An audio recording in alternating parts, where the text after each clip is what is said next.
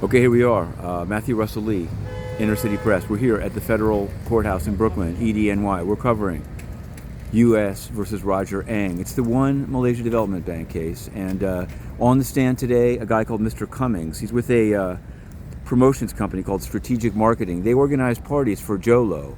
Jho Lo, Roger Ng slightly involved, although they established that he really hadn't communicated with him. But Jho Lo, big bashes in Vegas, $150,000 fee to Leonardo DiCaprio to merely appear, eat dinner, and appear at some gambling events. So also on the payroll of Jho Lo, Fergie, I'm reading from notes here, Kim Kardashian, P. Diddy, Jamie Foxx, Pharrell, Ketcha.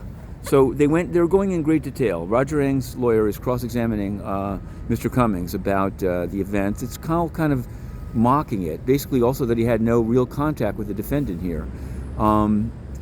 It's quite a show, and it did make me think of the United Nations, because just so you know, the United Nations got down with Jho Lo. You can find a picture of Jho Lo at the United Nations. You can also find Leonardo DiCaprio talking about climate change at the United Nations. Was the UN paying for that? It's a little unclear. The UN is totally corrupt. In any event, this is a trial that we're covering in Brooklyn. I have to say, it's a little difficult. You can't bring any electronics even into the overflow courtroom. And there's no showing of the exhibits on the screen. So you've basically got an audio feed and you're taking notes. But I did take a lot of notes, and I'm going to write a story later.